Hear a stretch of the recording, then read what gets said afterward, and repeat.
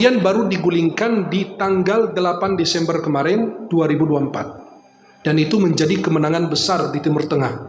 Dan menjadi perubahan besar di Timur Tengah. Dan itu yang membuat semua presiden dan raja-raja di Timur Tengah mulai ketakutan. Maaf, bayangkan mereka itu dikuasai oleh rezim selama 29 tahun, kemudian disambung 24 tahun, bayangkan berapa tahun mereka. Sudah bertahun-tahun mereka, tapi bisa Allah mentakdirkan mereka bisa menggulingkan rezim tersebut. Jadi presiden-presiden Timur Tengah sekarang sudah mulai ketakutan. Wah, jangan-jangan nanti ada di negeri saya seperti ini. Diam-diam mereka bergerak. Walaupun pembantaian terjadi berulang kali bertahun-tahun, tapi saking gigihnya seorang rakyat dan masyarakat tidak mau terkalahkan, dan mereka punya prinsip dan tujuan yang baik untuk mengembalikan marwah negerinya.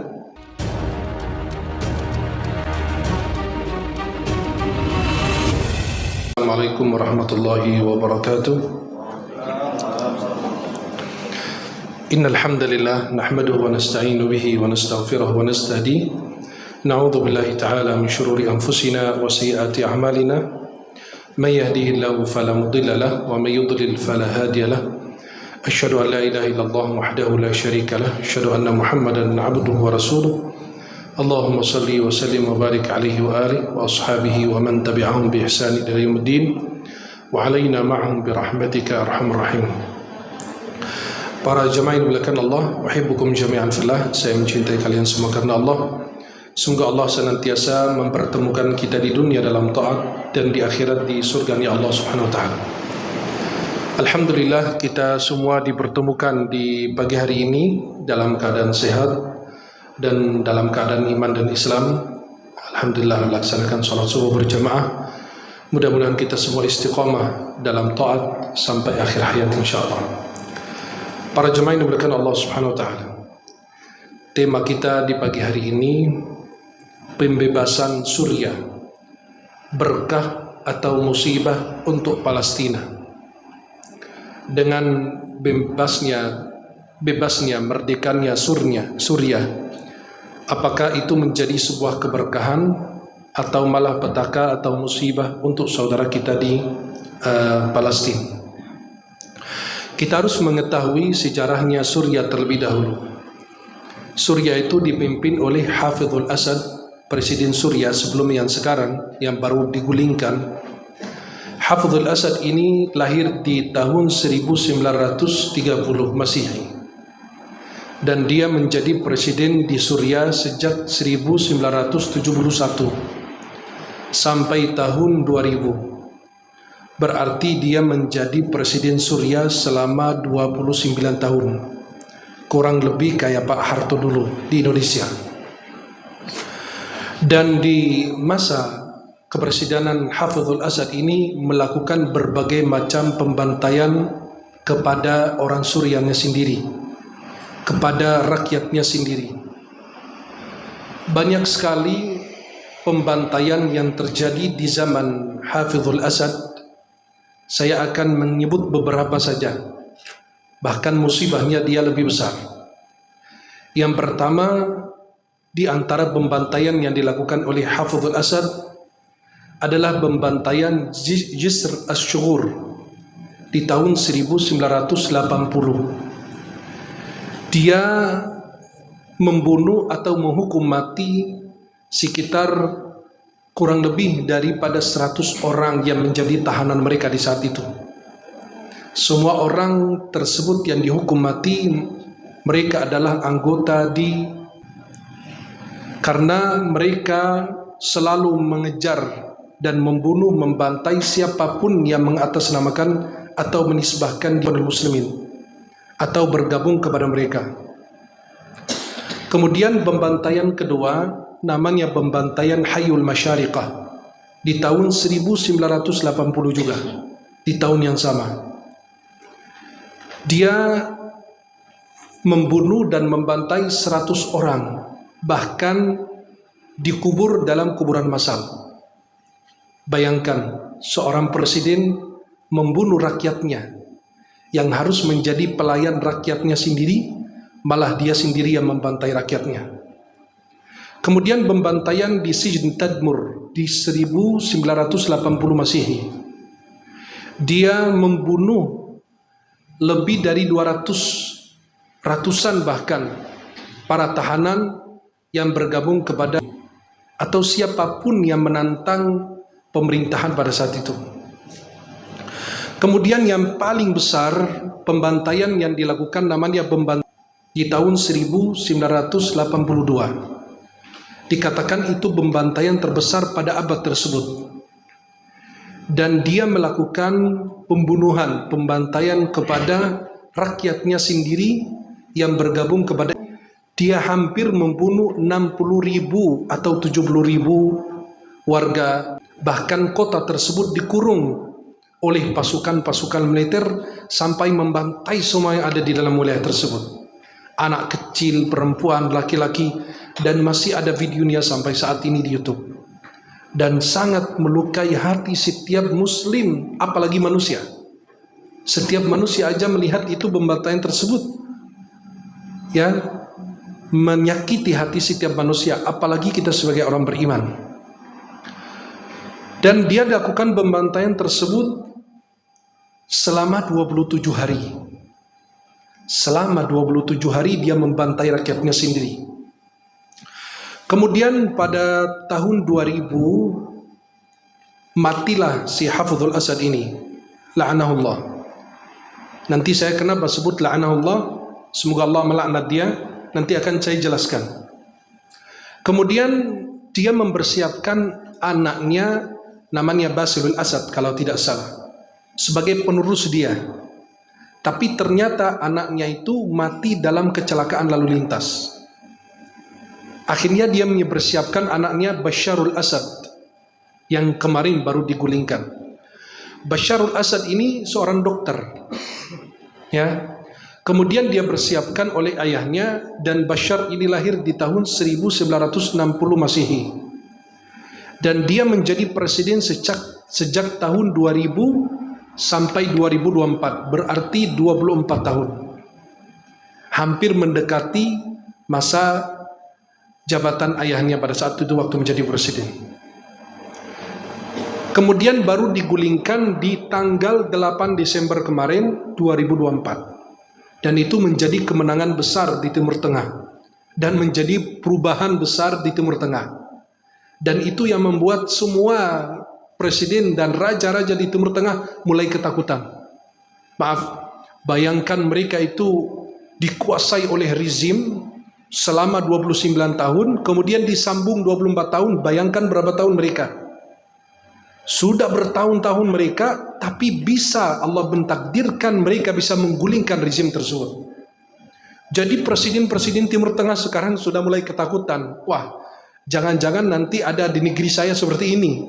Diam-diam mereka bergerak. Walaupun pembantaian terjadi berulang kali bertahun-tahun, tapi saking gigihnya seorang rakyat dan masyarakat tidak mau terkalahkan, dan mereka punya prinsip dan tujuan yang baik untuk mengembalikan marwah negerinya, kebebasan, kemerdekaan dari dalam negerinya. Maka yang terjadi pada saat itu, alhamdulillah, bahkan semua orang bertakbir, bahkan orang membagikan kue di mana-mana. Di Lebanon, di berbagai negara Islam dan di Timur Tengah, bahkan di luar negeri juga demikian. Kita gembira dengan digulingkan rezim Basharul Asad. Dan sayang sekali dia melarikan diri sekarang ke Rusia. Dia diberikan perlindungan di Rusia. Dan istrinya Basharul Asad itu terlibat dalam berbagai macam pembantaian kepada rakyatnya sendiri. Dan istrinya masih muda. Istri itu saking kejam, tapi Allah kasih balasan, sekarang dia sakit kanker. Bahkan dikatakan tersisa mungkin dari hidupnya 30-50%.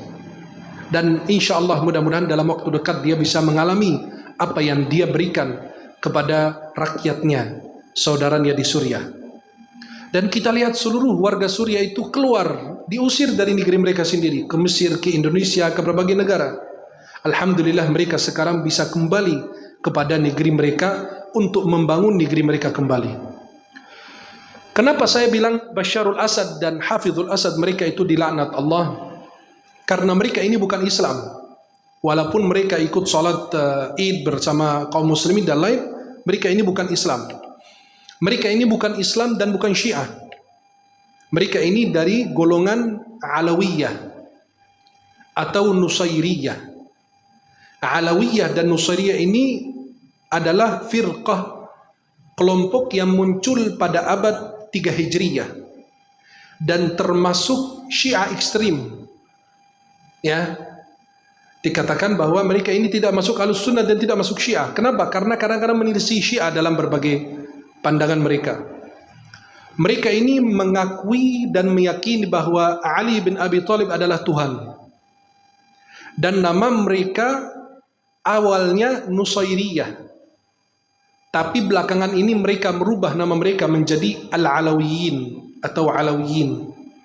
Tapi sama saja. Kenapa saya bilang mereka dilaknat Allah dan mereka tidak boleh kita menikah dengan mereka karena mereka orang kafir? Maka ketika matinya Hafizul Asad dan juga Basyarul Asad, mereka dilaknat oleh Allah.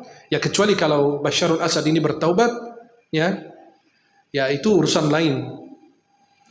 Kemudian para jemaah yang dimuliakan Allah, keyakinan mereka orang Alawiyin atau Nusairin ini di Suriah atau disebut dengan Hizbul Ba'ath, Partai Kebangkitan. Keyakinan mereka adalah Ali bin Abi Thalib adalah Tuhan. Dan mereka mencintai Abdurrahman ibn Muljam yang membunuh Sayyidina Ali bin Abi Thalib.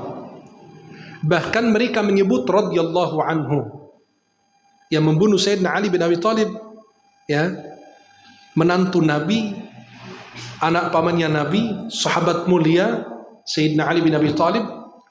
Mereka mengatakan bahkan Abdurrahman ibn Muljam itu diucapkan radhiyallahu anhu, semoga Allah meridainya. Kenapa?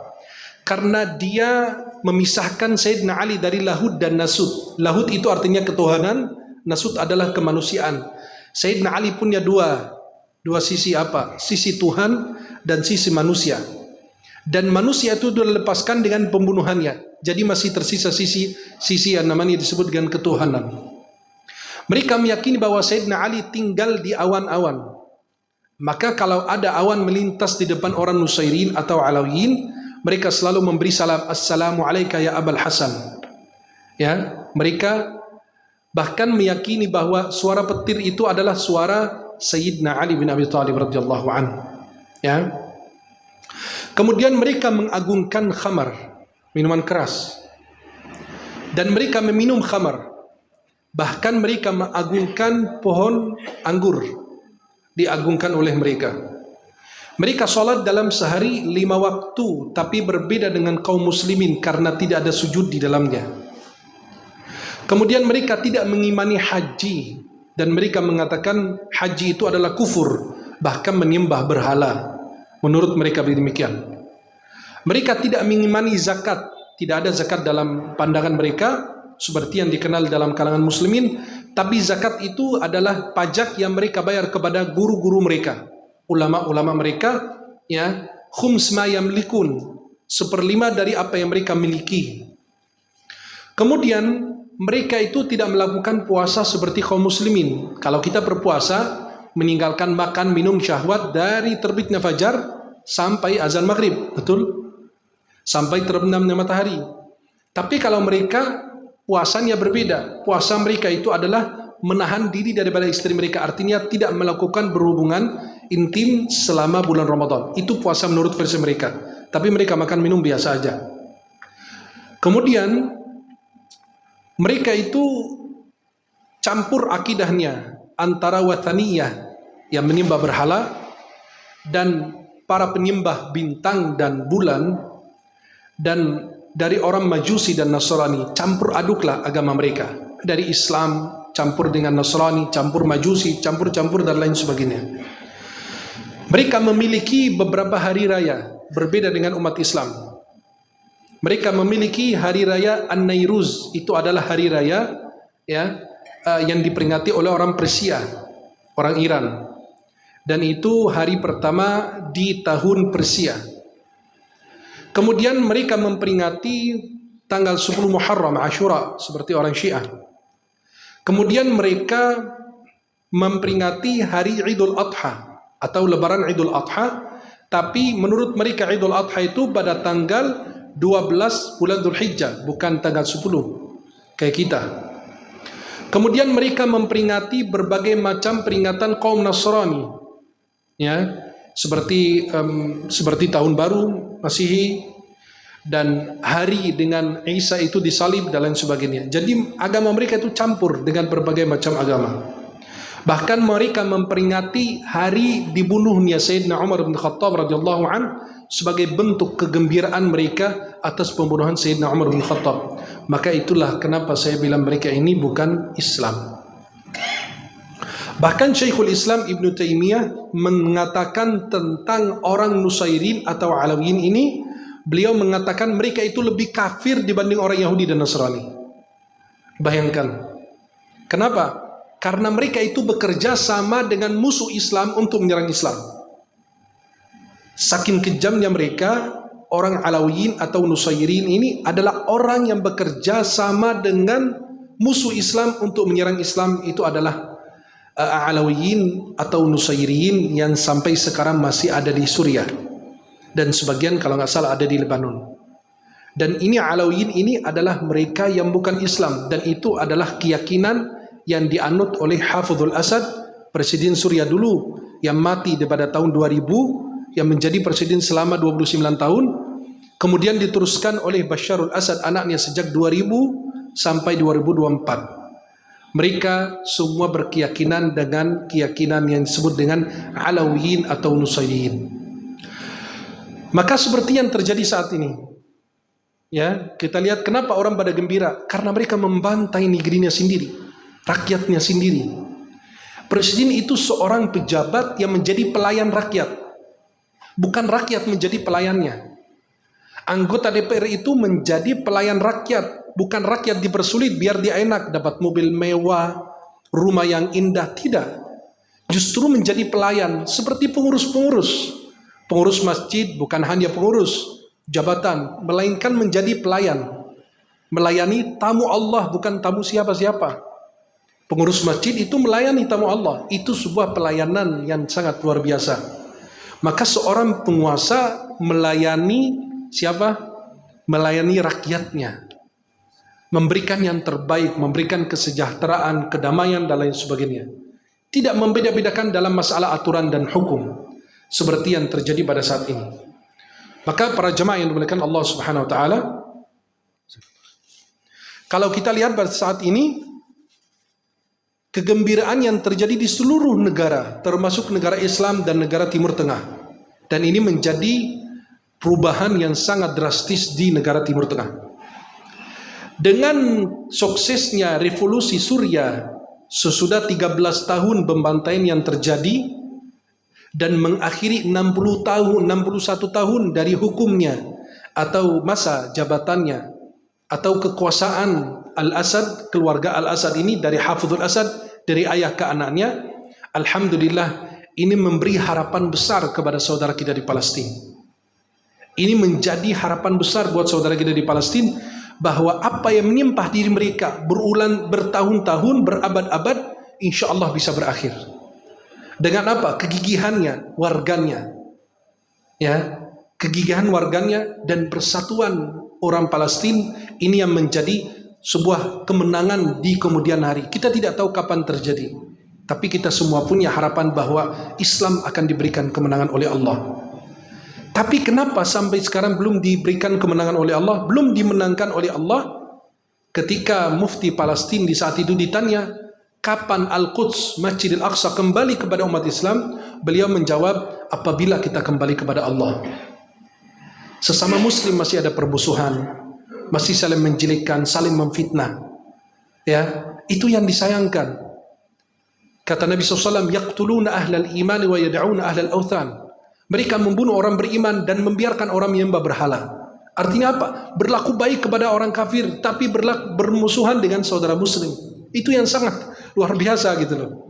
Ya, seperti yang sekarang ini. Mohon maaf. Seperti tahun baru, mengucapkan selamat Natal. Katanya harus toleransi. Tapi giliran orang kafir justru toleransi. Tapi orang kafir nggak boleh toleransi kepada umat Islam. Tidak boleh suara azan terdengar di luar. Lihat di daerah Singapura. yang harusnya itu tanah Melayu. Hanya satu masjid, Masjid Sultan, yang diperkenankan suara azan terdengar di luar. Masjid-masjid yang lain suara azan di dalam masjid. Saya bilang, buat apa azan di dalam masjid? Kan yang di dalam masjid orang datang ke masjid mau sholat, mau diazanin ngapain? Kita azanin mereka yang lalai dari sholat, yang nggak tahu masuk waktunya sholat. Sampai-sampai di negara terbesar Islam kita di Indonesia, banyak orang tidak suka dengan suara azan. Terserah ente nggak suka dengan azan, karena yang nggak suka dengan suara azan adalah syaitan. Ya, katanya tidak boleh suara azan terdengar di luar. Itu musibah. Kenapa? Syiar Islam.